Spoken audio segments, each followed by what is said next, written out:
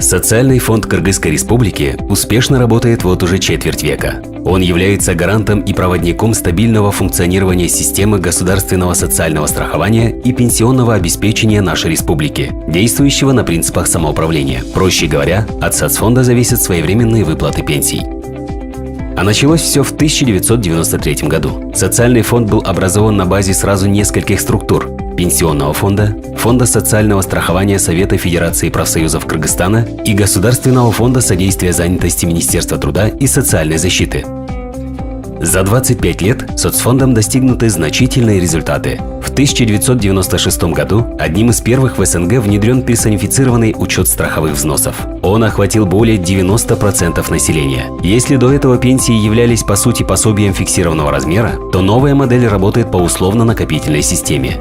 Внедрены страховые части пенсий и механизмы социальной защиты для уязвимых слоев населения в виде гарантированной государством базовой части пенсии. Реформами ликвидированы льготы и увеличены возрастные границы выхода на пенсию. Для мужчин с 60 до 63 лет, для женщин с 55 до 58 лет. Благодаря этому выросла страховая база, а сам соцфонд с 2002 года стабилизировал свое финансовое состояние. Для развития предпринимательства и роста экономики тарифы по страховым взносам снижены с 39% до 27%, при этом сохранена финансовая устойчивость. Для удобства пенсионеры в нашей республике могут получать пенсии через госпредприятия Кыргызпочта-С или коммерческие банки. Для повышения пенсий в 2010 году введен обязательный накопительный элемент для всех категорий работников, занятых в организованном секторе экономики. Пенсионные накопления включаются в перечень наследуемого имущества, а также могут быть выплачены застрахованным лицам, выезжающим на постоянное место жительства за границу. Следующий этап реформ начат в 2014 году. Пенсии теперь индексируются в зависимости от роста средней зарплаты и уровня потребительских цен. Проще стало подтверждать размер заработной платы для исчисления страховой части пенсии. Также облегчен порядок назначения пенсий. Для того, чтобы пенсии назначались своевременно, еще за полгода до выхода гражданина на заслуженный отдых он может подать документы в территориальные органы соцфонда и, следовательно, начнет получать выплаты сразу по выходу на пенсию. В 2015 году разработан новый сайт соцфонда. Он стал более удобным и функциональным. В этом же году внедрена система электронной отчетности, которая позволяет через интернет принимать отчеты напрямую от плательщиков. Это удобно и улучшает администрирование сбора страховых взносов.